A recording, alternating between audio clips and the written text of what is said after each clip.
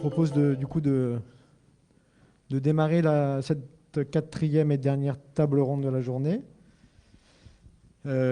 qui va porter sur le travail démocratique. Moi, je suis Julien Luçon, un des animateurs des ateliers Travail et démocratie. Je vais animer cette table.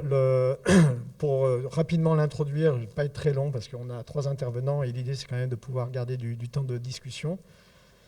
Je vais juste dire que cette question du travail démocratique est un peu un sujet quand même central pour les ateliers, évidemment, qui s'appelle Atelier Travail et démocratie. Un certain nombre de travaux d'animateurs des ateliers, d'ailleurs, ont porté sur le sujet. Je pense en particulier, ça a été dit tout à l'heure, aux travaux d'Alexis, le travail démocratique, et puis de Thomas sur libérer le travail.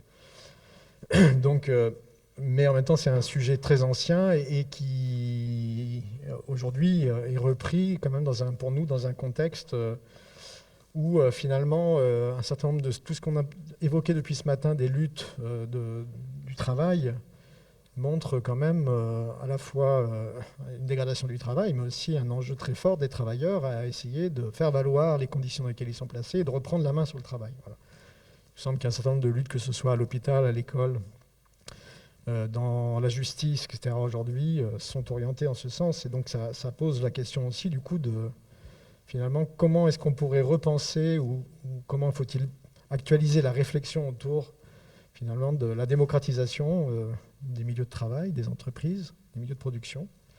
C'est un sujet qui n'est pas nouveau, qui avait été quand même engagé au XIXe siècle, à travers notamment la réflexion autour de formes d'entreprises plus démocratiques, plus autogérées ou prises en main par les travailleurs eux-mêmes.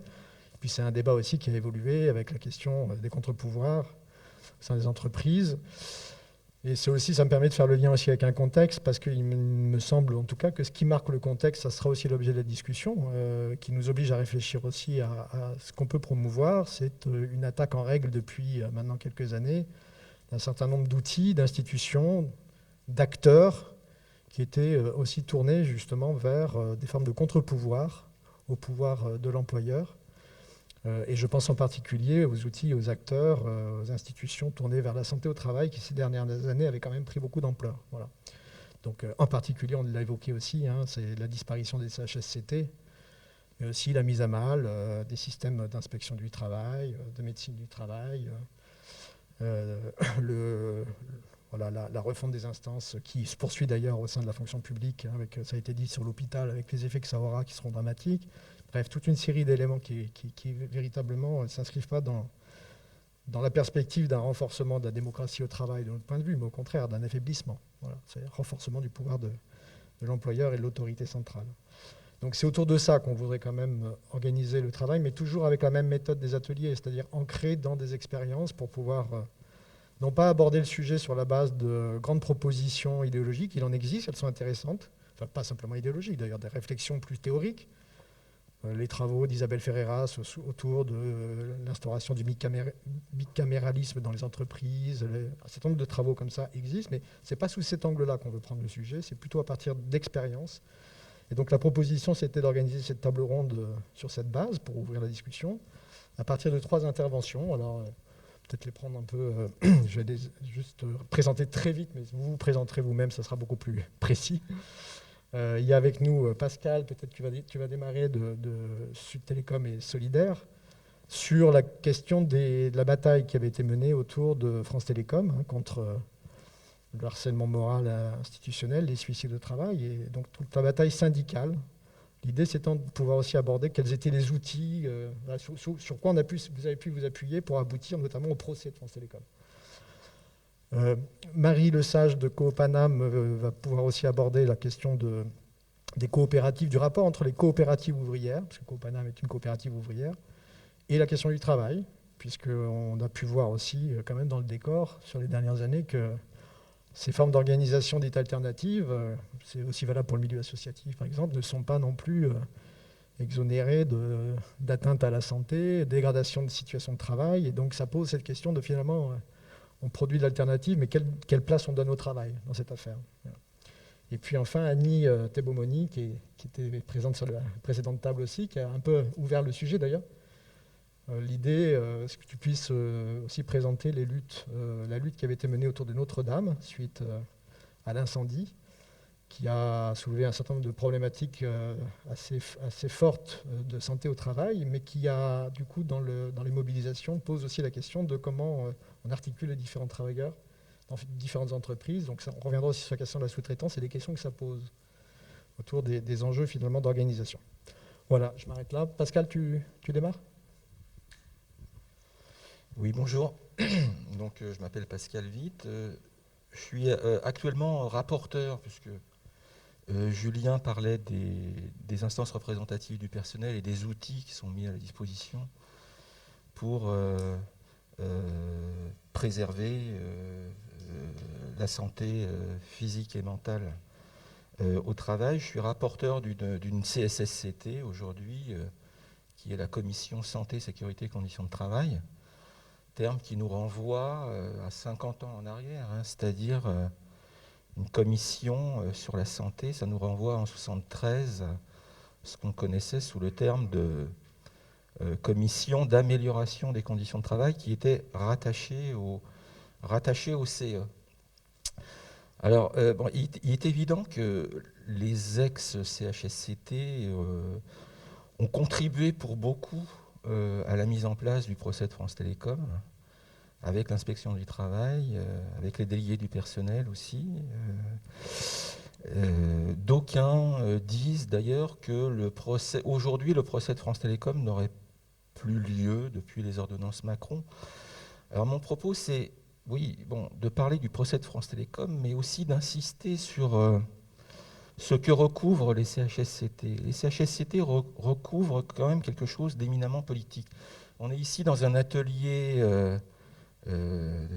travail et démocratie. On peut difficilement parler de démocratie si on ne pose pas la question de la politique ou au sens noble ou du politique. Et poser la question du politique à propos des CHSCT, c'est quand même commencer par ne pas s'empêcher de voir ce qui demeure, ce qui est là, ce que nous avons là encore, et malgré les ordonnances Macron.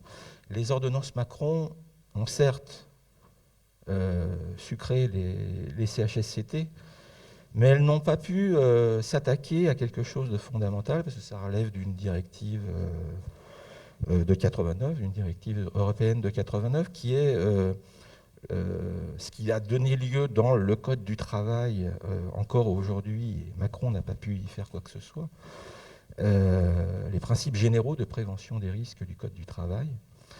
Et le droit, c'est fondamentalement politique, parce que le droit, c'est le reflet d'un rapport de force à un moment donné, dans un lieu donné. Et ce rapport de force, il existe toujours, et il tient dans un signifiant, je ne sais pas comment dire, qui s'appelle l'obligation de sécurité de l'employeur.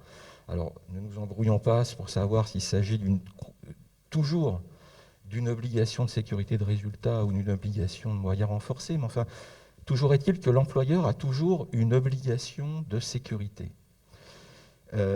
Pour voir que l'employeur a toujours une obligation de sécurité, il faut donc continuer d'être un tant soit peu politique.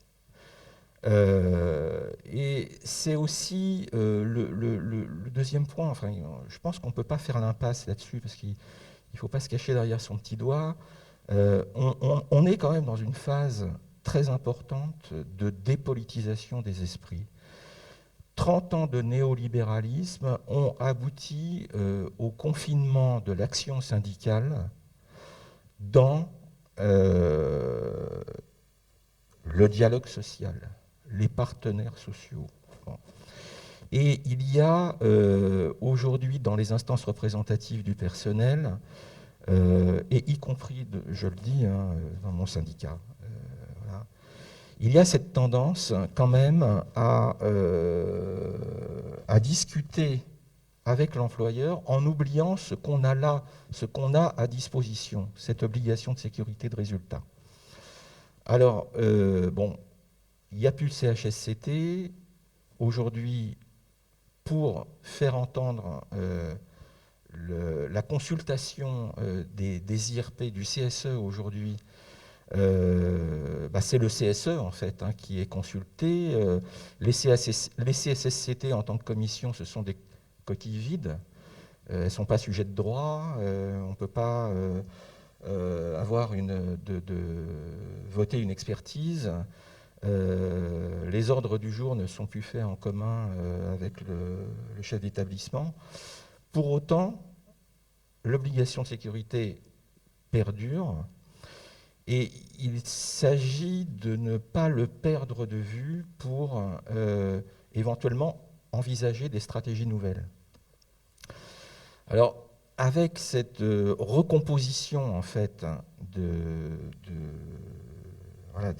lois Macron, il y a des choses un petit peu nouvelles qui s'opèrent.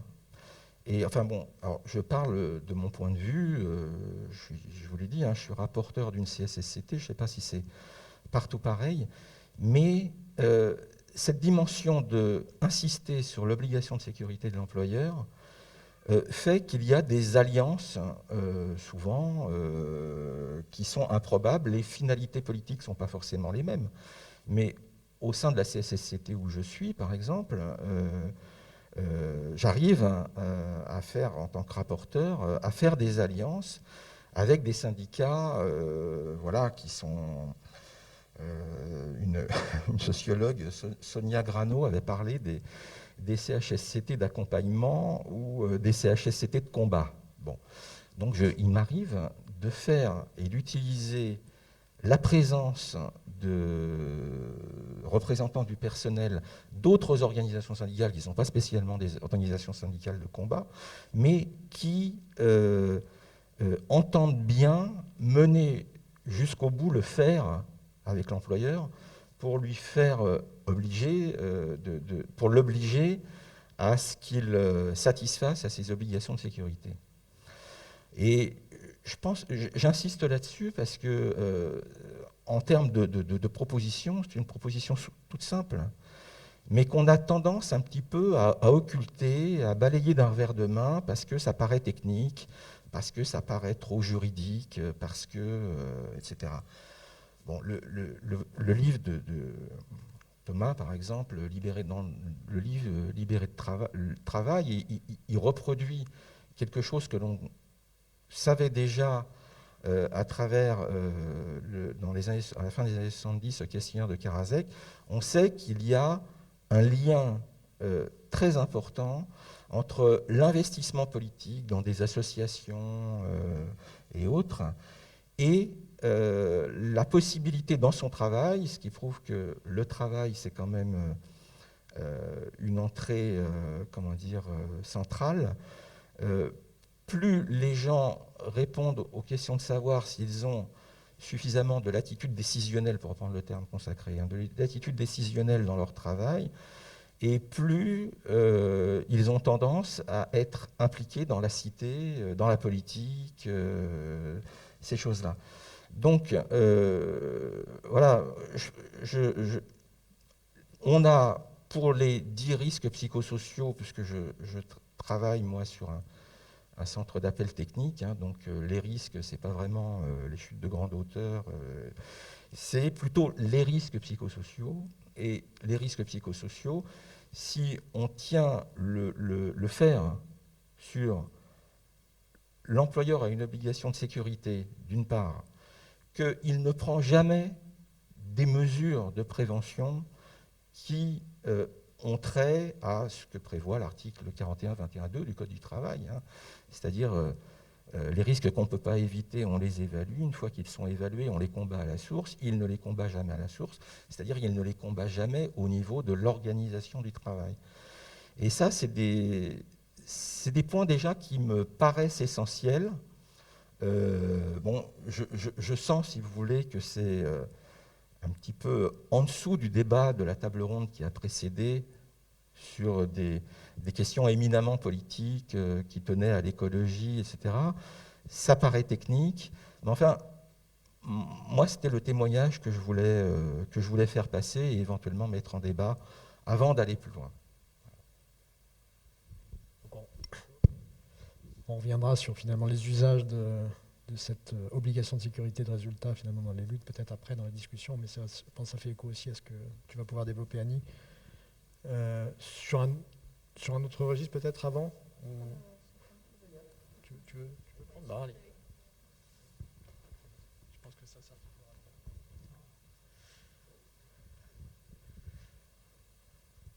Alors,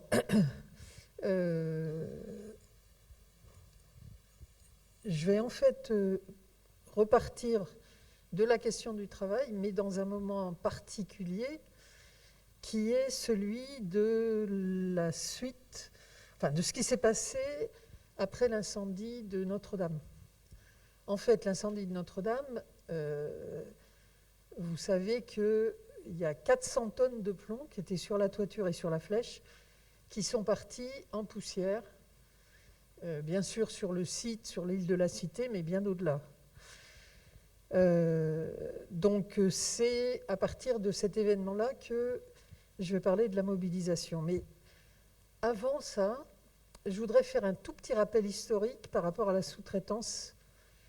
En 1848, il y a eu une loi qui existe toujours sous forme d'un article du Code du travail qui interdit le marchandage de main-d'œuvre. En 1972, il y a une loi qui légalise l'intérim. Donc il y a une contradiction dans le Code du travail entre ces deux articles. La légalisation de l'intérim vient contredire finalement, en quelque sorte, la loi sur le marchandage de main-d'œuvre. Et en 1975, la loi autorise la sous-traitance, et notamment la sous-traitance de travail, qui est également une contradiction supplémentaire dans le Code du travail. Et depuis cette époque, depuis les années 70, on a une précarisation sociale du travail, de la santé au travail, qui n'a cessé de s'approfondir. Et on en voit d'ailleurs dans les exemples qui ont été donnés un certain nombre d'effets délétères. Je dirais que pour fixer un peu les choses, c'est important de comprendre que la sous-traitance, qu'est-ce qu'elle fait ? D'une part, elle brise tout lien entre celui qui prescrit le travail et celui qui l'exécute, puisque ce n'est pas un lien contractuel entre deux personnes, l'employeur et le salarié, c'est une prestation de service avec un marché entre deux entreprises. Et puis la deuxième grande conséquence, c'est l'éclatement des collectifs de travail. Et c'est important de mettre ça un peu en perspective par rapport à ce qui s'est passé depuis le 15 avril 2019 avec l'incendie de Notre-Dame. Alors, sur la question du plomb, on a été d'abord 2 ou 3 associations à se préoccuper de cette pollution environnementale extensive avec des motivations assez diverses. Je ne vais pas revenir là-dessus, on pourra en parler dans le débat si ça intéresse, mais nous, au niveau de l'association Henri Pézra, notre but, je l'ai dit tout à l'heure, c'est soutien aux luttes pour la santé en rapport avec le travail et l'environnement. C'est-à-dire que pour nous, ce n'était pas seulement une catastrophe environnementale, c'était une catastrophe d'abord pour ceux qui, 8 heures par jour, se trouvaient concernés par cette pollution. Donc on a constitué un collectif avec l'Union départementale CGT en particulier. Et ce collectif comporte une quinzaine de syndicats et d'associations diverses. C'est-à-dire qu'on a réussi quand même là à faire un travail de mobilisation ou même avec des motivations différentes, même avec des modes d'action différents. Nous étions tous d'accord sur une plateforme commune de revendications. La première des revendications, c'était d'exiger des autorités justement qu'elles répondent à l'obligation de sécurité de résultat, c'est-à-dire qu'il y a un confinement de l'édifice de Notre-Dame. Travaillant sur l'amiante, sur le plomb déjà depuis longtemps, on sait qu'ils savent très bien techniquement confiner des édifices comme Notre-Dame. La deuxième revendication, qui fait écho à ce qu'on disait tout à l'heure, c'est la nécessité de connaître les risques. L'évaluation des risques, le droit au savoir, tout ça. Et on nous a demandé qu'il y ait que soit rendu public les mesures qui étaient faites, qu'on ait la main sur cette cartographie des risques, c'est-à-dire combien il y avait de plomb, non pas seulement sur le parvis, mais sur le chantier, puisque des travailleurs commençaient à y travailler, tout autour de Notre-Dame et bien au-delà. On était préoccupés par les écoles, on était préoccupés par l'Hôtel-Dieu qui est juste à côté.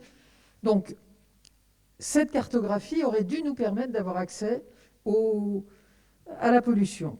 Et troisième revendication, un suivi médical. Ça fait partie des droits, notamment pour les travailleurs. Inutile de vous dire que rien de tout ça n'a été accordé par les pouvoirs publics, dont le leitmotiv, vous le savez, c'est reconstruire Notre-Dame en 5 ans, et en plus en remettant du plomb. Donc nous avons eu plusieurs initiatives au niveau du collectif. D'abord un travail initial d'information à travers les associations et les syndicats, pour alerter, pour encourager les personnes à éventuellement se faire surveiller. Et puis, il y a eu des demandes d'expertise CHSCT.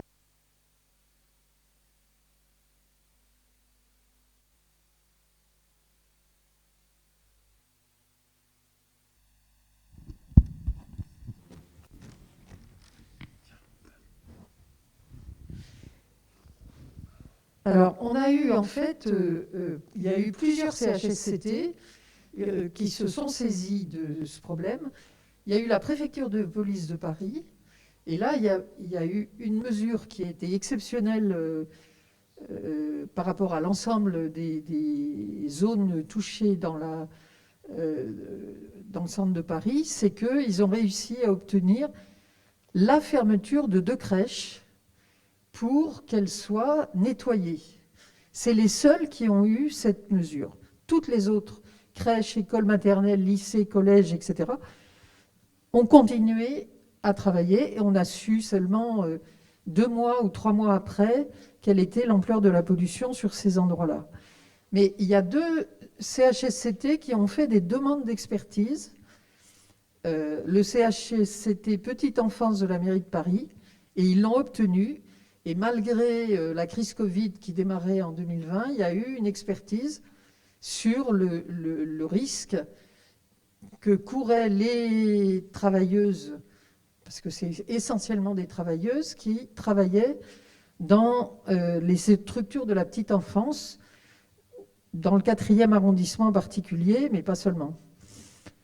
À l'Hôtel-Dieu, qui était très concerné par cette pollution, il y a également eu délibération pour une expertise CHSCT qui a été contestée par la direction de la PHP, et malheureusement, en justice, le juge a pris une décision que nous considérons comme très politique, c'est-à-dire de donner raison à la direction de la PHP et de ne pas accéder à l'expertise CHSCT. Donc, de ne pas permettre en fait, qu'on fasse le point sur la pollution à l'Hôtel-Dieu. Alors, quels sont les travailleurs concernés? Je vous en ai cité déjà quelques-uns, mais il y a 2 catégories de travailleurs qui sont particulièrement concernés. Et je dis « sont » parce que le problème est loin d'être résolu. Il y a les travailleurs du chantier, mais les travailleurs du chantier, c'est un gigantesque chantier de sous-traitance. Et de sous-traitance en cascade. Et pratiquement, il nous a été impossible, syndicalement ou au niveau associatif ou par n'importe quel biais, d'entrer en contact avec les travailleurs. Ce que nous savons, c'est qu'ils ont eu une interdiction de nous parler, ça c'est clair, puisqu'il y a eu distribution de tracts aux portes du chantier, etc. Donc, nous n'avons pas, jusqu'à aujourd'hui, le contact avec eux.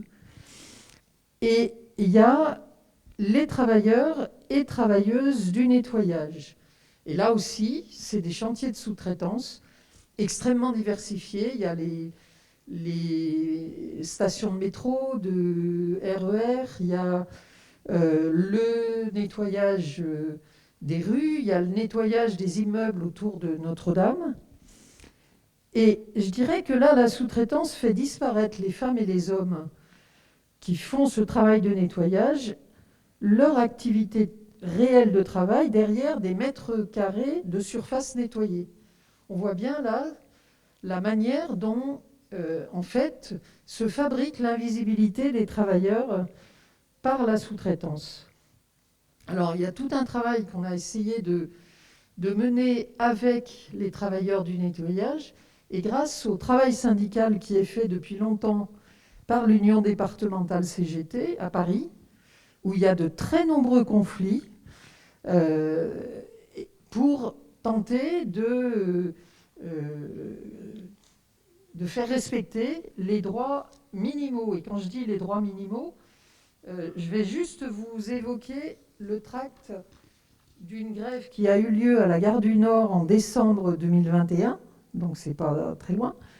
Et quand je vous donne les revendications des grévistes, je vous en donne que quelques-unes, hein. Le paiement régulier de leur salaire, celui-ci étant versé très souvent tardivement et comportant de nombreuses erreurs. La remise des fiches de paye en même temps que le paiement de leur salaire, la fourniture de tenues de travail, du chauffage en période de froid et de l'eau chaude, des produits de nettoyage et le matériel nécessaire à l'accomplissement de leur travail, une machine à laver pour nettoyer les serpillières. Pourquoi j'insiste là-dessus ? Parce que, en fait, les travailleurs du nettoyage que nous avons rencontrés, avec lesquels nous avons travaillé sur les conditions de travail autour de Notre-Dame dans toute cette période depuis l'incendie, ce qu'on a pu constater, c'est que c'était ces conditions de travail que je viens d'évoquer à travers ce tract. Même s'il y a beaucoup de luttes, les conditions de travail dans ces entreprises, c'est un scandale, mais vraiment un scandale, c'est de l'esclavage. Et en fait, si on prend les 3 périodes, avant l'incendie, les conditions de travail sont celles-là. Après l'incendie, ce que les travailleurs ont constaté, ils n'ont eu aucune information sur le plomb, aucune modification de leurs conditions de travail. Et ce qu'ils ont remarqué, c'est que quand ils essoraient la serpillière, elle était plus noire que d'habitude, l'eau était plus noire que d'habitude. Donc ça veut dire qu'ils étaient exposés au plomb sans le savoir. Et il n'y a pas eu de modification par rapport à leur tenue de travail, par rapport aux outils, par rapport aux moyens qu'ils avaient pour travailler. Et on leur a posé la question, puisqu'on était en 2021, quand on a retravaillé sur cette question-là, qu'est-ce qui s'est passé avec la crise Covid ? Eh bien, pour eux, les conditions de travail ne se sont pas modifiées avec la crise Covid. Or, s'il y a une activité essentielle et qui aurait dû donner lieu à un véritable travail démocratique, équipe par équipe, pour savoir comment instaurer les mesures de prévention, c'est bien le nettoyage. Et on le sait qu'au niveau de l'hôpital, enfin, bon. Donc, pour revenir à ces travailleurs soumis à une pollution extensive, eh bien, en fait, les conditions de travail n'ont absolument pas changé. Alors, c'est des marges de manœuvre très étroites pour eux, puisque on sait que dès qu'il y a un travail syndical qui s'instaure dans une entreprise, les délégués sont menacés de licenciement, voire même purement et simplement licenciés. Et je vous encourage à voir un film qui s'appelle Les Invisibles, qui montre jusqu'où va l'impunité des employeurs pour se débarrasser des délégués syndicaux. Alors, en parallèle, le collectif, nous avons continué à travailler en décidant, on l'a décidé très tôt, mais il fallait accéder à des documents qu'évidemment ni le ministère de la Culture ni le ministère du Travail n'avaient envie de nous communiquer sur la pollution et sur les infractions au Code du travail. Nous avons fini par les obtenir en passant par la commission d'accès aux documents administratifs, voire le tribunal administratif. Et nous avons déposé plainte pour mise en danger de la vie d'autrui le 5 juillet 2021, sur la base des infractions au Code du travail, de la santé publique et de l'environnement. Évidemment, ils ne sont pas pressés de... le dossier, semble-t-il, d'après notre avocat, a fait la navette entre le pôle santé publique et le procureur depuis quelques mois. Donc on attend évidemment, et on sait que dans ces cas-là, ils ne sont absolument pas pressés.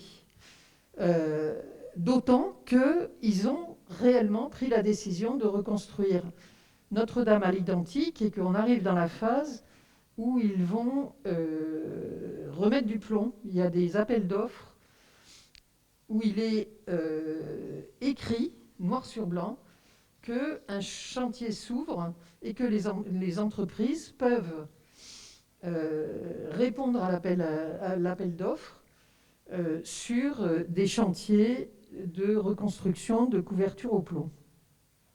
Alors, en conclusion, juste 2 points. Sur cette revendication de l'interdiction de la sous-traitance, c'est vrai que on n'a pas obtenu cette interdiction ni par rapport au bâtiment dans les années 70, c'est des inspecteurs du travail qui l'avaient porté. On ne l'a pas obtenu dans les années 90 pour le nucléaire, lorsqu'on avait mis en évidence la division des risques entre sous-traitants et salariés des exploitants du nucléaire. Et on ne l'a pas obtenu non plus après AZF.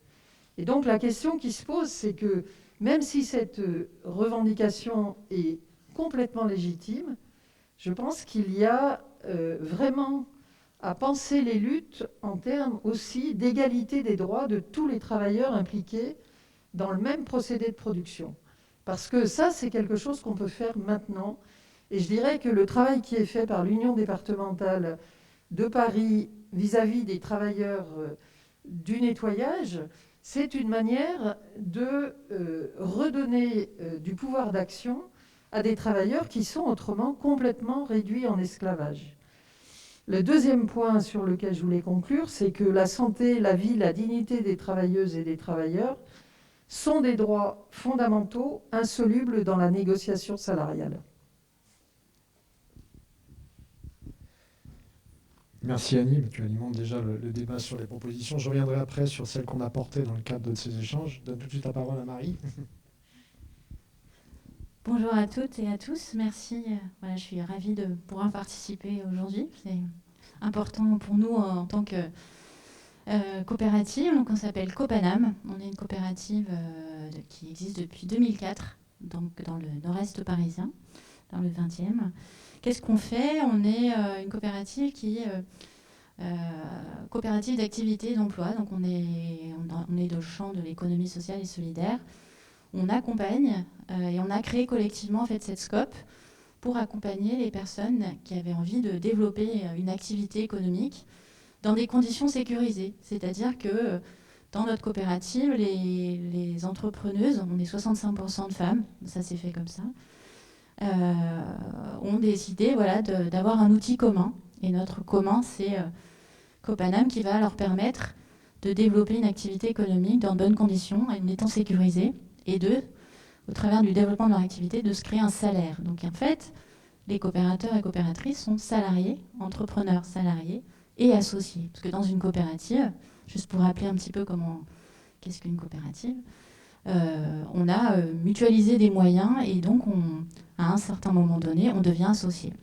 Et donc les membres de la coopérative sont à la fois en développement d'un projet, à la fois associés, donc ils vont décider collectivement du fonctionnement de la coopérative.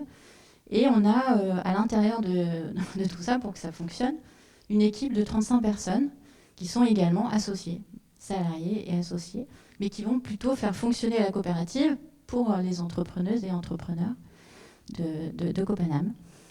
Et nous, quand la coopérative s'est créée, il y avait aussi ce rapport différent au travail. C'est comment, collectivement, on va justement pouvoir réfléchir aux conditions de travail, réfléchir à comment on veut mener à bien notre métier de travailleur et travailleuse, comment ce travail il va se faire dans de bonnes conditions, parce qu'il peut y avoir de la surexploitation aussi, de surinvestissement autour du travail, et comment justement, au travers de notre commun, on va sécuriser des parcours en étant à la fois salarié, donc on bénéficie en effet de l'accompagnement et de la sécurisation du parcours, et en même temps comment on fait attention à ne pas être en surtravail ou en surexploitation vis-à-vis de clients, parce que si on est entrepreneur, entrepreneuse, les clients peuvent aussi être des...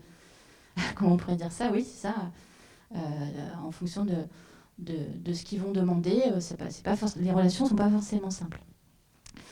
Moi, je voulais juste vous faire part, par rapport à cette notion de travail et démocratie, c'est comment dans l'équipe interne, on a des instances démocratiques qui s'appellent des comités, des commissions qui vont permettre à la fois aux membres de l'équipe et à la fois aux coopérateurs et coopératrices de décider ensemble et d'avoir des instances qui vont permettre de discuter sur nos conditions de travail, de discuter sur les conditions de comment on a envie de développer ensemble notre coopérative. Et là, c'était plutôt vous faire part de comment nous, on a mis en place dans l'équipe, parce qu'on a eu une crise, on pourrait dire ça. Donc un cas concret. On a, en fait, en octobre 2020, on a fait un séminaire d'équipe et on s'est rendu compte qu'on était sur du surinvestissement de travail, parce que quelque part, une coopérative, on donne aussi du temps au fonctionnement de ces temps aussi en dehors du travail. Et puis en même temps, on vit que cette coopérative elle fonctionne. Donc au temps de séminaire équipe, on s'est rendu compte qu'il y avait un problème de surcharge de travail, de santé au travail. Et donc avec le CSE, parce qu'on a un CSE, on est une coopérative où il y a 600 entrepreneurs, entrepreneuses, et puis les membres de l'équipe, on s'est rendu compte qu'il y avait un besoin de travailler avec des psychologues du travail sur nos conditions de travail et comment on voulait réorganiser dans l'équipe la manière de fonctionner. C'est-à-dire qu'on se rendait compte qu'on n'était pas forcément bien, on avait besoin de revoir notre organisation du travail. On a une coordination générale qui est un peu comme un comité de direction.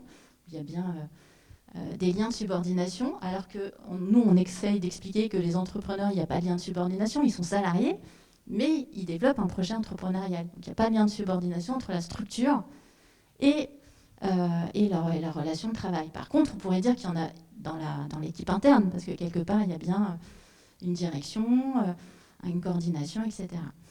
Et donc, suite à ce séminaire équipe, on a collectivement réfléchi à se dire comment réorganiser nos pôles. Donc, nos pôles, on pourrait dire, c'est le service compta, le service accompagnement, le service informatique. Comment, collectivement, on veut reprendre la main sur nos conditions de travail et comment on veut se réorganiser. Et donc, on a décidé collectivement de faire un questionnaire qu'on a fait entre mai 2021 et puis septembre. Et on a pris du temps. En fait, c'est vrai que ça nous a pris du temps, en fait, ce temps d'échange, de se dire ensemble comment on allait revoir notre organisation de pôle. Et finalement, au bout de plusieurs groupes, plusieurs séminaires, équipes, et puis grâce à ces psychologues du travail, et puis aussi grâce au CSE, parce que le CSE a soutenu notre démarche de se dire qu'on avait besoin collectivement de reposer ce cadre, on a voulu tester, donc depuis octobre, en fait, on teste comment on pourrait dire, notre coordination, notre temps comment on pourrait dire ça, de comité de direction, en fait, qui a été beaucoup plus collégial. Et les pôles se sont réorganisés, par exemple, en disant, on a envie de plus de représentation dans cette coordination générale et on voudrait qu'il y ait des représentants de chaque pôle qui soient présents. Et donc, par exemple, le pôle accompagnement a décidé que ce serait un tirage au sort, c'est-à-dire qu'il a été tiré au sort dans l'équipe accompagnement, donc ils sont 6, de qui les représenterait à cette coordination, par exemple. Et puis dans le pôle compta, c'est beaucoup plus classique. Il y a eu plutôt l'envie de dire c'est la chef comptable qui est plutôt notre représentante, et elle sait mieux nous représenter. Et puis dans d'autres pôles, ça a été plutôt l'ancienneté, où il disait, voilà, moi, ça sera plutôt toi qui nous représentera. Et on teste ça depuis octobre, on se donne 1 an pour pouvoir se dire qu'est-ce que ça change dans notre rapport au travail, dans notre organisation du travail. Et c'est surtout de redonner, qu'on se sente en fait ensemble, reprendre le pouvoir sur notre organisation. C'est-à-dire comment, collectivement, ça va fonctionner. Le temps au travail, le rapport au travail. Et ça, c'est une question aussi intrinsèque à Copanam. C'est-à-dire que même avec les coopérateurs et coopératrices, c'est comment on réfléchit collectivement à ce rapport au travail. Et puis surtout, la recherche-action, il y a des chercheurs aussi qui viennent dans la coopérative. Et nous, on est toujours intéressés pour qu'il y ait toujours des personnes qui viennent aussi nous confronter par rapport à ces échanges-là et comment ça fonctionne et comment on peut améliorer les choses. Et aujourd'hui, moi, ce qui m'a vraiment intéressée ce matin, c'est qu'on s'est rendu compte qu'on a lancé ce questionnaire, mais on ne s'est pas posé la question de se dire mais qu'est-ce qu'on va en faire, qu'est-ce qu'on va en faire de la suite de cette expérimentation. Et c'est ça que j'ai trouvé passionnant, c'est que ce matin, on s'est dit, il y a des collègues, on s'est dit finalement, il faut lancer la suite, c'est qu'il faut qu'on évalue aussi qu'est-ce que ça va donner cette expérimentation-là, parce qu'on l'a lancée sans forcément se dire quel outil on va produire ou qu'est-ce que ça va nous donner d'améliorer. Et donc, il faut qu'on pense à la suite. Voilà. Merci beaucoup Marie. Donc là on est aussi sur un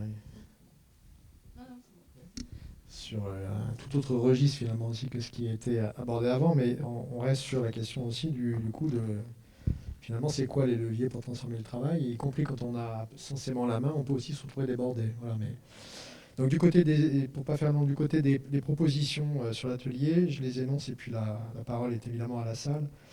Il y a l'élection à l'échelle des unités de travail de déléguer à la délibération sur le travail, chargé d'organiser les échanges entre collègues sur les conditions de travail, son organisation et ses finalités.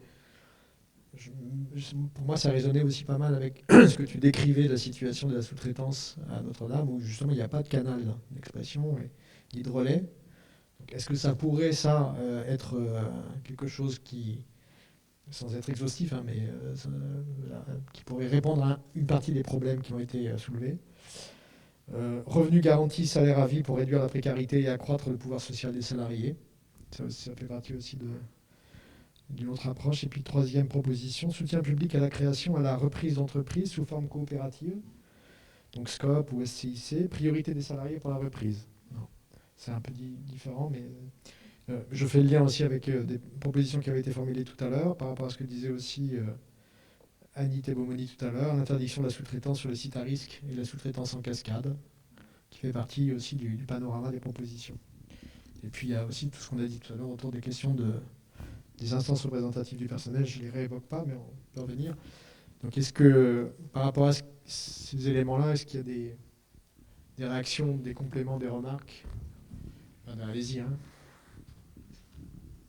Est-ce que le second micro fonctionne d'ailleurs? Oui, c'est bon.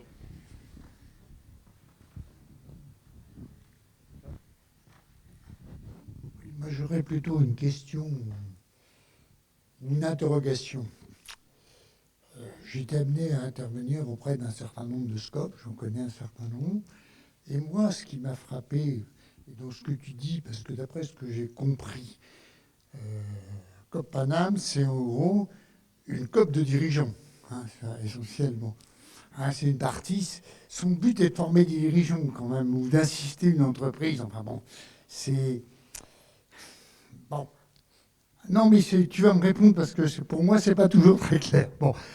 Et puis, en réalité, moi, ce que je m'aperçois, il y a des exceptions, je ne vais pas dire l'inverse, mais c'est qu'en généralement, quand une scope atteint une certaine maturité, ce qui est l'élan du départ s'estompe un peu, se tombe un peu, et on a des scopes, je ne vais pas citer ACO, mais enfin, elle est connue, qui en réalité n'ont plus de scope que le nom et quelques subsistances.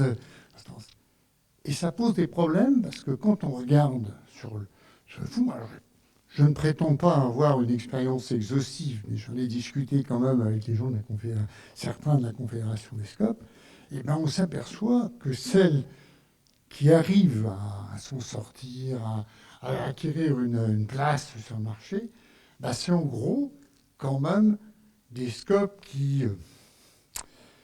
allez, je vais être très très très très méchant, parce que j'ai pas, les gens qui le font généralement ne le font pas pour ça, mais qui sont plus des scopes que de Canada Rail, quoi. Bon. Et c'est un vrai problème. Alors moi j'avais compris, mais j'ai dû me tromper, que Coop Panam, visiblement, un de ses buts et un de ses intérêts était d'essayer de pallier à ça, enfin, de former des dirigeants de façon à pallier à ça, d'où l'intérêt que vous avez porté effectivement à vos propres conditions de travail, ce qui est quand même une question importante, s'interroger sur soi-même, surtout dans le secteur coopératif, enfin bon, dans un secteur qui se veut participatif. Allez, je vais pas... bon. Et moi, c'est une interrogation qui est ancienne. Hein. J'étais moi-même dans deux scopes. Bon, voilà, je sais comment certaines ont fonctionné. J'en ai vu un certain nombre, j'en ai assisté à un certain nombre. Et je t'avoue que là, j'ai une grande intérêt. Enfin, je continue à soutenir le mouvement coopératif, mais j'ai quand même des interrogations qui subsistent. Alors j'aimerais bien que tu réexpliques exactement quelle est la fonction de Coop Panam, parce que visiblement je ne l'ai pas comprise. Et puis, deuxièmement, que tu abordes un peu que tu me dises ce que tu as envie de dire sur cette question, parce que ça me semble une question un peu centrale quand même, parce qu'on peut avancer une perspective si on sait que cette perspective va en réalité poser d'autres problèmes et finalement ne pas atteindre ce qu'on veut faire obtenir, ça nous pose une interrogation. Voilà. Hein, c'est peut-être très négatif ce que je dis, mais je pense que de temps en temps, il faut se poser des problèmes. Alors, nous, Coop Panam, on se définit comme une coopérative de travailleurs autonomes.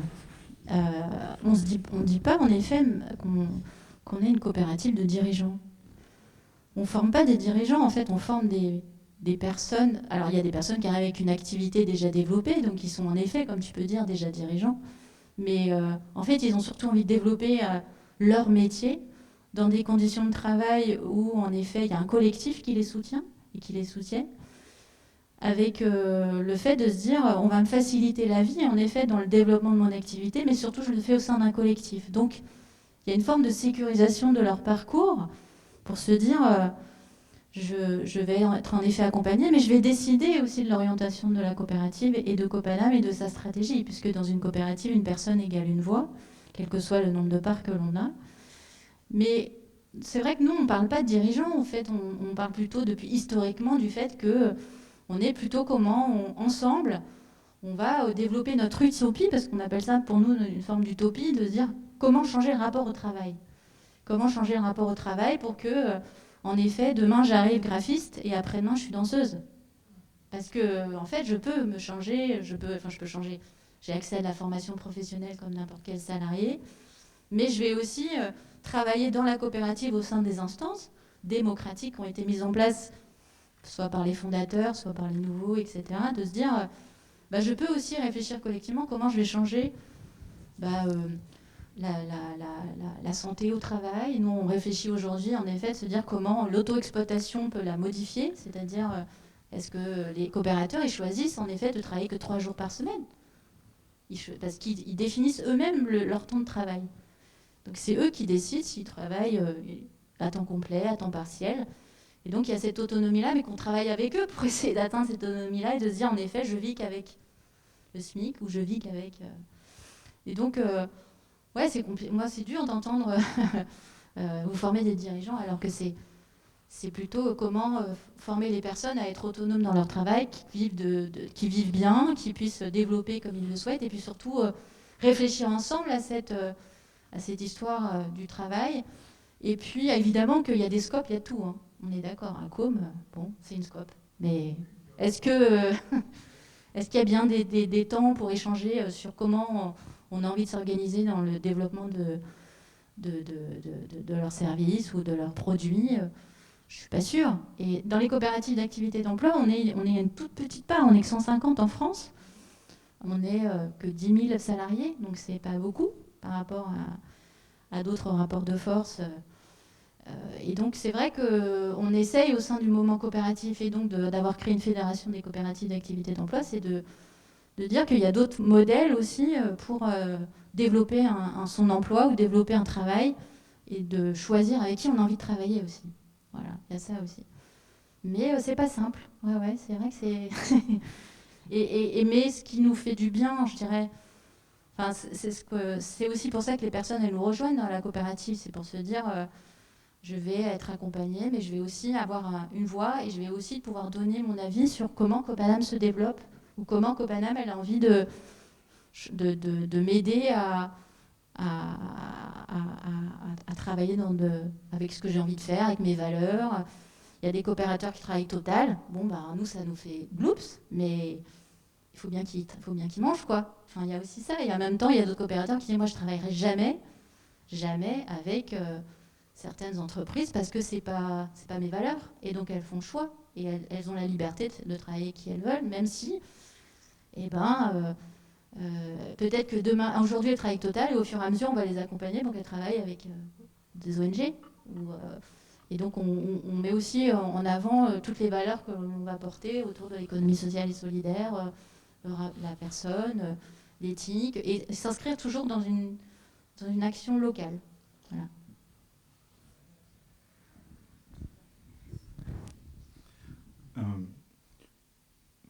Je voulais savoir, d'après vous, jusqu'où peut-on aller dans les services publics, parce que pour l'instant, les trois cas qui ont été mentionnés, on est plutôt sur les services dans les entreprises privées ou EPIC, etc., donc qui ne sont plus dans le service public, mais l'autonomie de décision des salariés dans les services publics, jusqu'où peut-elle aller, tout en sachant que nous avons des missions dans les services publics, nous avons des statuts, et que ce sont les gouvernements successifs qui donnent des missions, etc. On les aime pas, ces missions, mais travaillant dans les services publics, on doit bien les appliquer. Donc d'après vous, jusqu'où on peut aller, et c'est un peu pour rebondir par rapport à ce que j'ai entendu ce matin sur ce qui se passe dans les hôpitaux, jusqu'où l'autonomie des salariés peuvent aller dans les services publics, afin, tout en étant sûr que la prestation des services publics sera la même sur l'intégralité du territoire national. Je ne sais pas si j'étais clair dans ma question. Je ne suis pas sûr que ce soit à nous de répondre.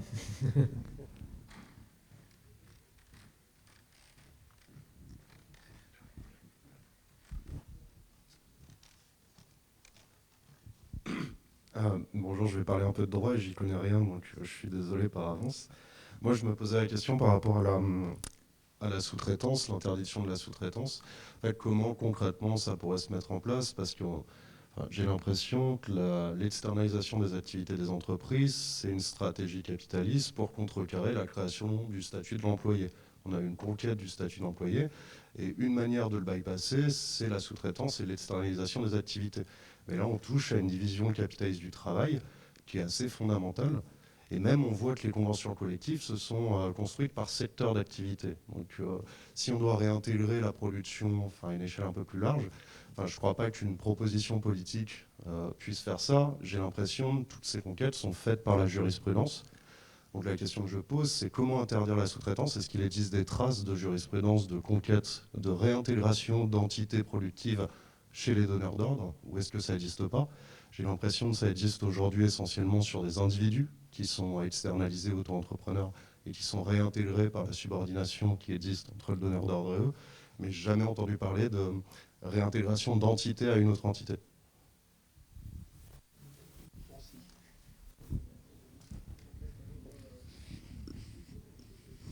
Je peux dire un mot, simplement pour dire que dans la sous-traitance, les femmes de chambre dans les hôtels, il y a eu ces dernières années quelques luttes gagnantes, dont l'aboutissement de la lutte, c'était la réintégration des femmes de chambre dans l'hôtel. Voilà, donc c'est parce que c'était des luttes importantes. Mais depuis 2 ans qu'on a eu d'autres luttes de cette nature, comme Ibis Batignolles par exemple, ce n'a pas été gagné. Il y a d'autres choses qui ont été gagnées, voilà. Mais on a un patronat maintenant de de l'hôtellerie qui, d'un point de vue vraiment du principe idéologique, refuse toute réintégration de ces personnes, de ces femmes de chambre, alors que c'est quand même un métier essentiel dans un hôtel, bien entendu. Et donc, il n'y a pas spécialement de ressources juridiques pour, si ce n'est la lutte. C'est la seule voie qu'on a connue pour l'instant pour faire gagner des réintégrations. Mais c'est vrai qu'il y a un champ extrêmement important à explorer là-dessus. Effectivement, si on était dans des conditions un peu plus progressistes d'un point de vue politique, de refaire du droit positif pour aller dans ce sens-là, quoi.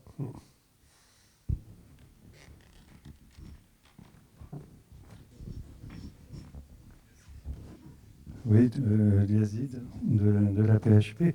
Alors oui, la question sur les services publics, avec Carole, on anime régulièrement, on animait jusqu'à avant la crise Covid, des cycles de formation syndicale au sein de notre syndicat. Et il y avait un module particulier qui concernait la démocratie syndicale, l'autogestion.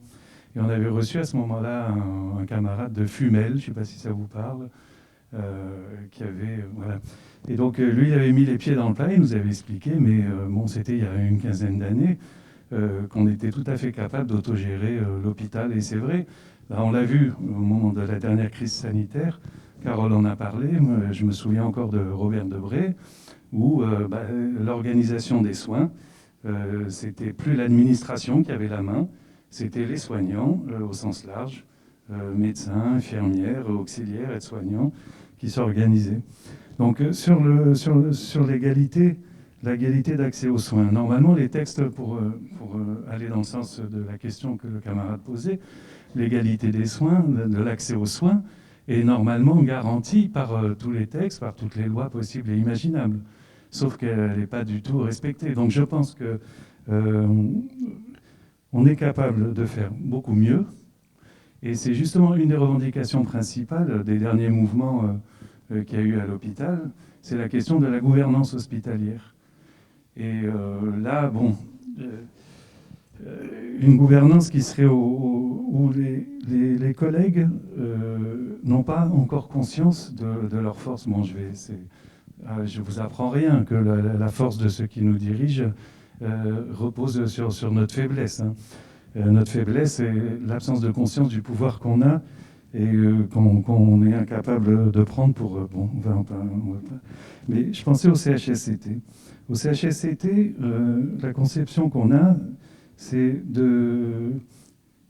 d'analyser le travail et d'associer systématiquement les collègues aux démarches des représentants du personnel.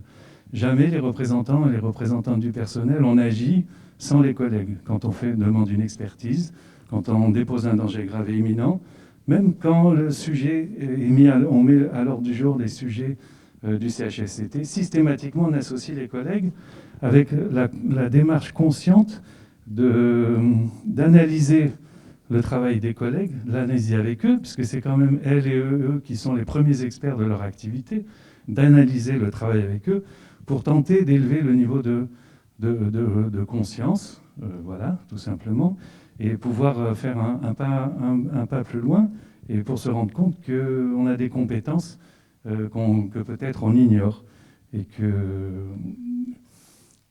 Voilà, oui.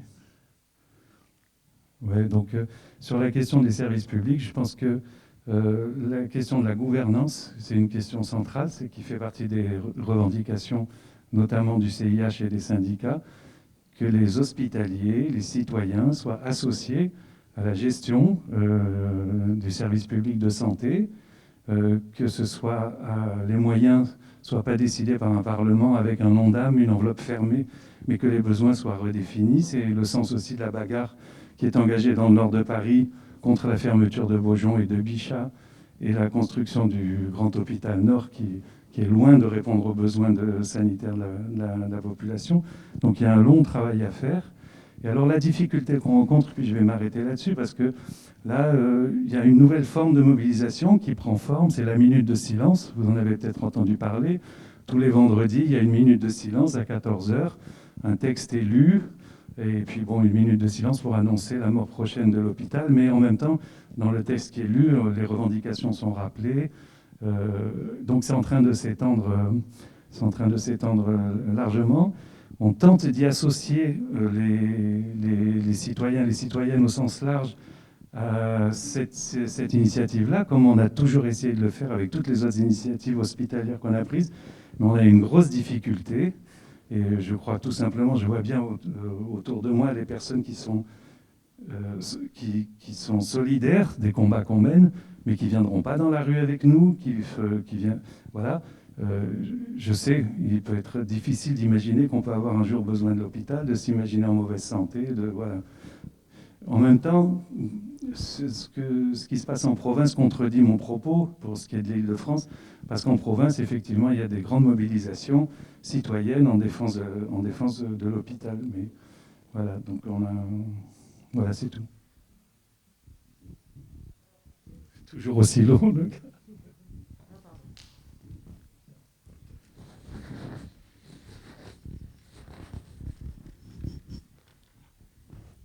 C'était pour faire le lien entre la question du secteur hospitalier et tout ce qui était sous-traitance, ou quand vous l'avez évoqué tout à l'heure autour de la table, des conditions de travail qui sont subies, dégradées, vous avez utilisé le terme d'esclavage.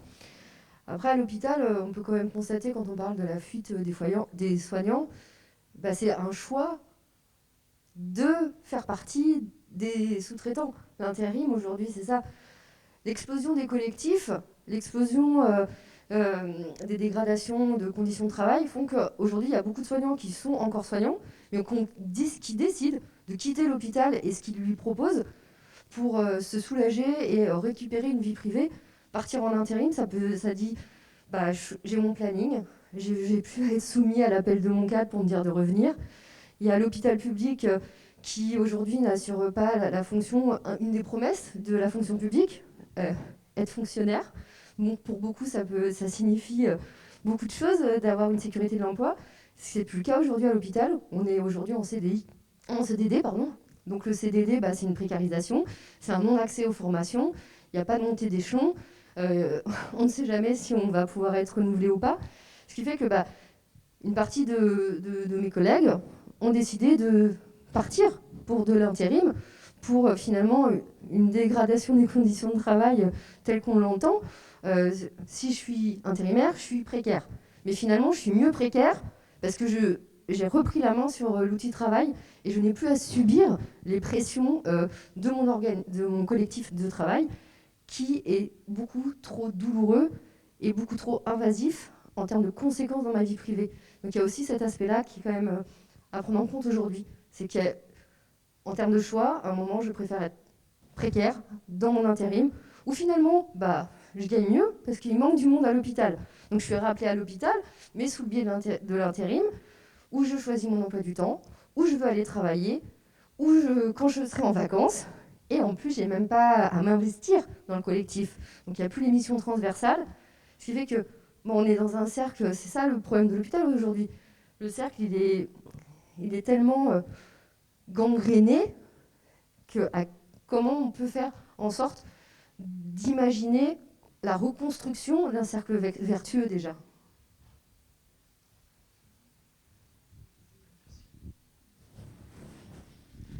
Non, mais c'est vrai, on ne peut pas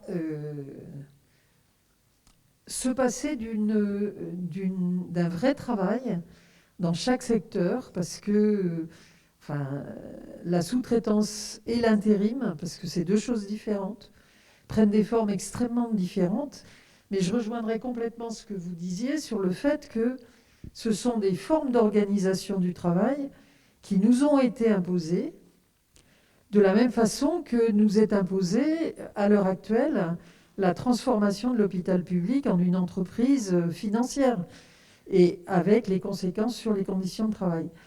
Je voudrais quand même, alors par rapport à la question de l'hôpital, vous l'avez posée, il y a eu des discussions ce matin, donc je voudrais répondre non pas en termes de voilà les expériences qui ont permis de réintégrer ou qui soutiennent une revendication d'interdiction de la sous-traitance. Je dirais qu'il historiquement, la revendication d'interdire la sous-traitance, elle est venue d'abord dans le bâtiment avec les accidents du travail.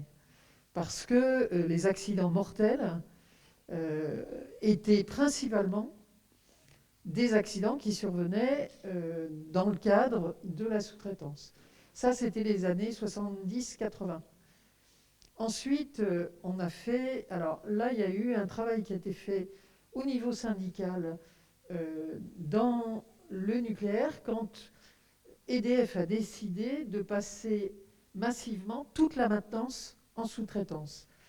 Et là, il y a eu un travail syndical pour essayer de créer un statut des travailleurs du nucléaire qui contournerait l'histoire de, justement, des différences de statut avec une convention collective qui serait commune à l'ensemble des travailleurs nucléaires. Donc ça n'était pas l'interdiction de la sous-traitance, mais c'était une manière de reconstruire des droits et de reconstruire un collectif de travail. Et en fait, cette revendication, elle a été portée pendant quelques années sur quelques sites, et puis elle s'est éteinte. Et je pourrais citer l'exemple pour montrer à quel point les stratégies patronales concernant la sous-traitance, ils sont très très attentifs à tout ce qui pourrait justement amener à déstabiliser ce système, qui est un système de pouvoir extrêmement fort. C'est pas seulement faire des économies, c'est pas seulement faire supporter les risques par les sous-traitants, mais c'est aussi un système de pouvoir pour écarter toute mobilisation. Il y a eu, il y a quelques années, en fait, au début des années 2000, une mobilisation à Cruas, à la centrale de Cruas, où les travailleurs sous-traitants d'une entreprise, l'entreprise avait perdu le marché, une autre entreprise avait repris le marché, mais voulait en licencier une partie, réorganiser le travail de telle sorte qu'il y avait une très très forte intensification du travail et la perte de garantie. Les travailleurs se sont mis en grève de la faim. La grève de la faim durait à peu près une dizaine de jours. Au bout de 10 jours, manifestement, on n'a pas su exactement sur le moment ce qui s'est passé. La grève s'est arrêtée.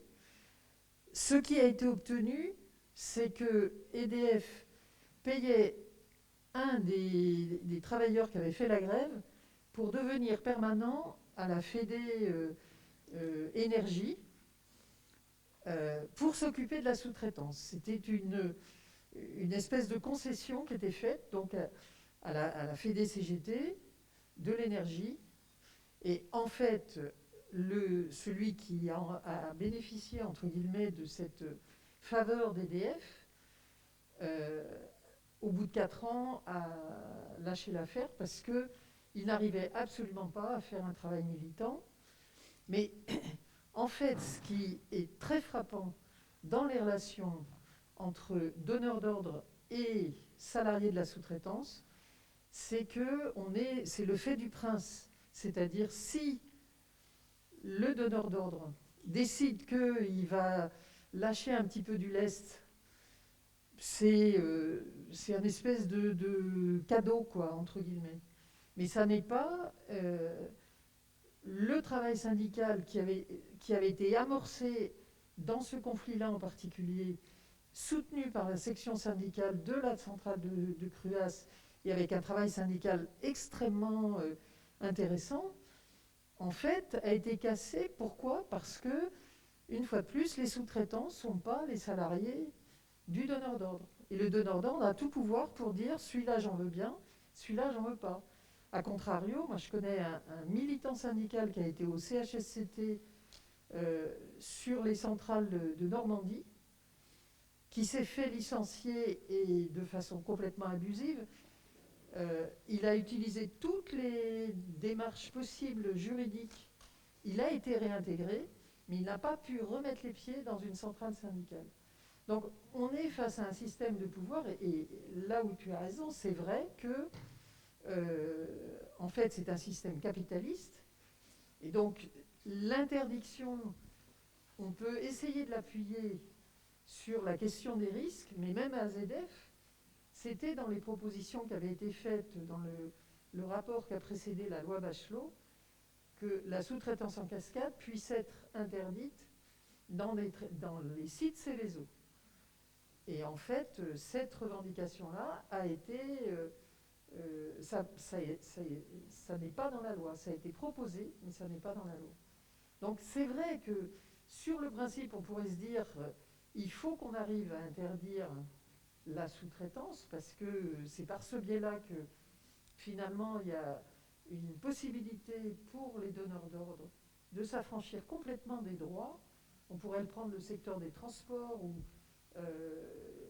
dans les sous-traitants des équipementiers, les équipementiers de l'automobile, lorsqu'il y a une commande, ils ont à fournir dans un délai qui ne leur permet pas de respecter le code du travail.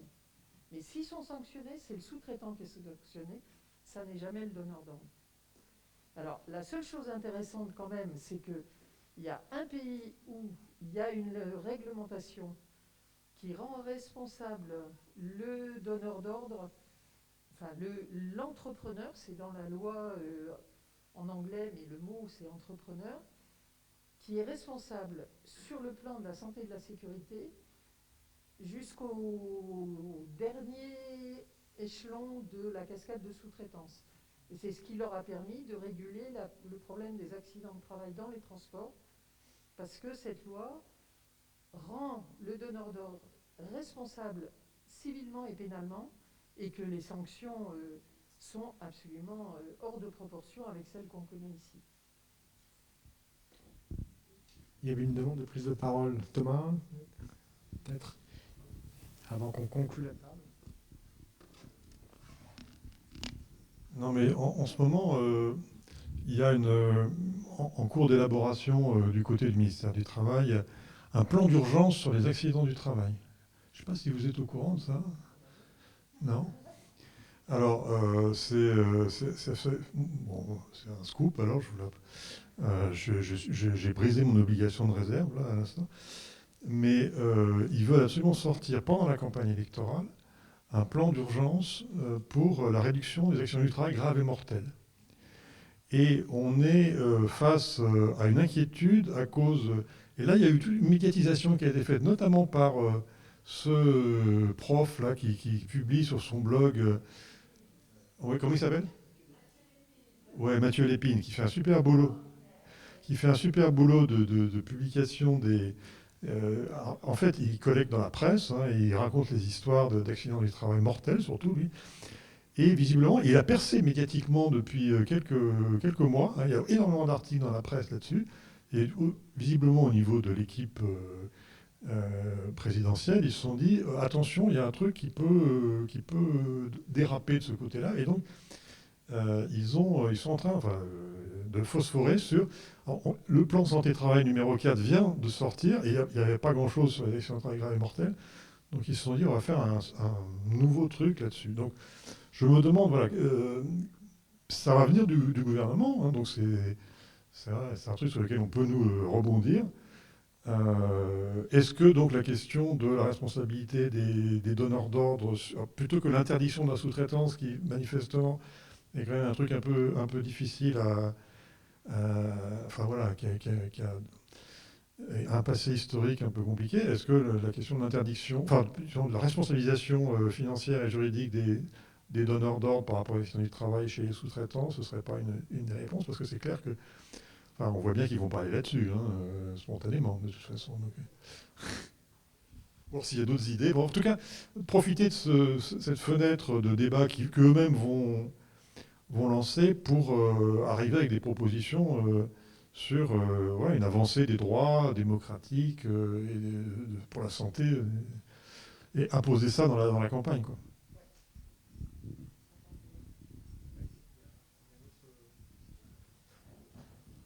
Juste quand même, on sait maintenant qu'il y a 14 accidents du travail par semaine en France. C'est ce qui s'est ressenti à travers notamment un livre de Véronique Dobas, Le Tourneur récemment, et c'est ça qui aussi est peut-être à l'origine. Je voulais simplement donner une information, parce que j'ai pas mal travaillé dans ce secteur.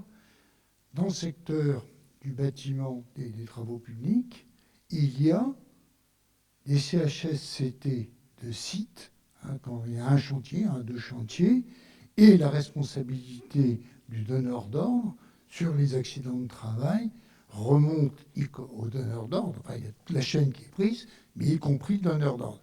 Alors, c'est pas parfait, je peux en faire plein de critiques, mais c'est déjà quelque chose qui existe. Et comme ça existe, on peut s'appuyer dessus sur cette question-là. Il y a un deuxième aspect que je cite très rapidement, je ne vais pas me dire, c'est que quand même, le mouvement syndical n'a pas rien fait. Il a quand même obtenu pour certains travaux, les sous-traitants soient soumis à une habilitation.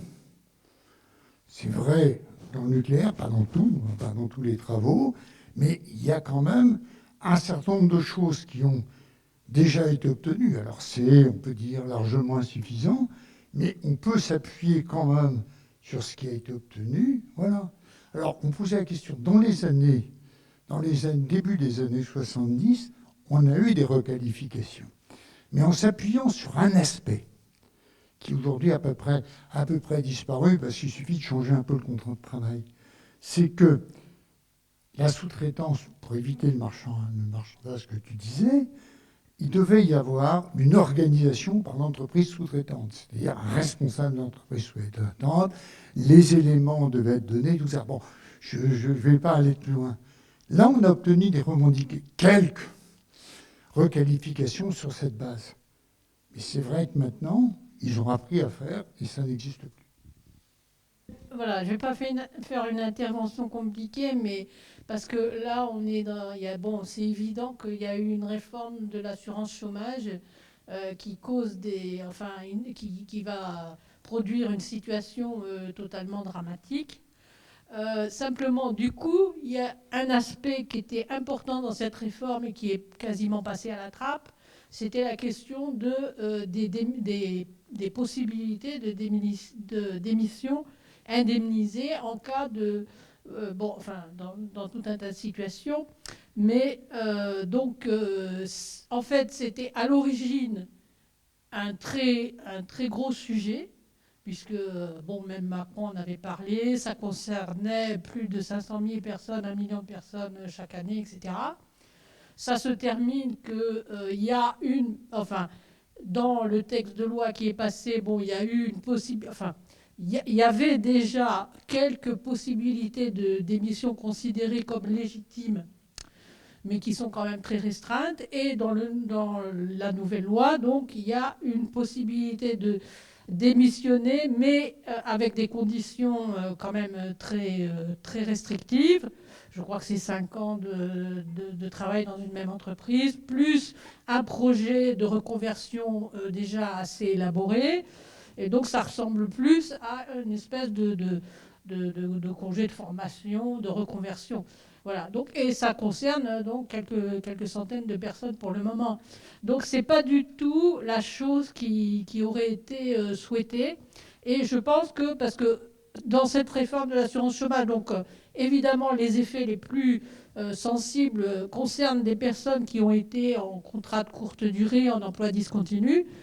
Pour les personnes qui ont été assez longtemps en emploi, il y a ce problème énorme de pouvoir démissionner avant d'avoir un problème de santé grave, parce que quand on sent venir les choses, on sait que ça ne va pas, qu'on n'est pas là où il faut, qu'on ne se trouve pas bien dans son travail, qu'on commence à souffrir et qu'il y a une maltraitance et quelquefois un harcèlement. C'est très difficile de pouvoir démissionner en ayant derrière des indemnités, sans rentrer dans toutes les considérations de revenus garantis. Bon, c'est très important aussi, mais c'est plus des projets de société, le salaire à vie, le revenu garanti, tout ça. Mais il faut reposer cette question de la démission indemnisée et de l'élargissement des possibilités légitimes de démission. Voilà.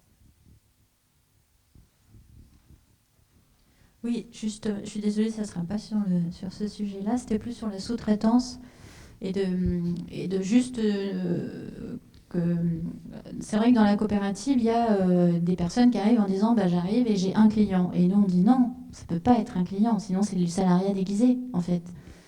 L'entreprise où tu étais te dit tu te mets en micro-entreprise et puis tu vas bosser, en fait.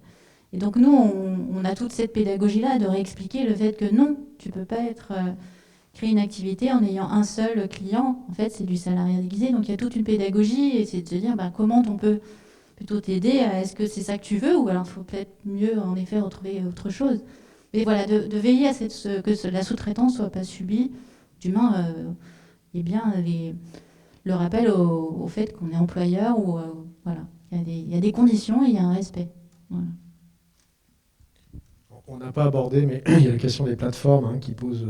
Il y a une directive en ce moment en chantier, justement pour la reconnaissance de la subordination salariale des travailleurs des plateformes, et qui fait déjà l'objet d'ailleurs d'attaques de la part de proches du gouvernement actuel en France, à travers cette tribune. Donc, ça sera sans doute aussi un des objets de bataille dans la campagne au-delà. On va s'arrêter là pour cette table.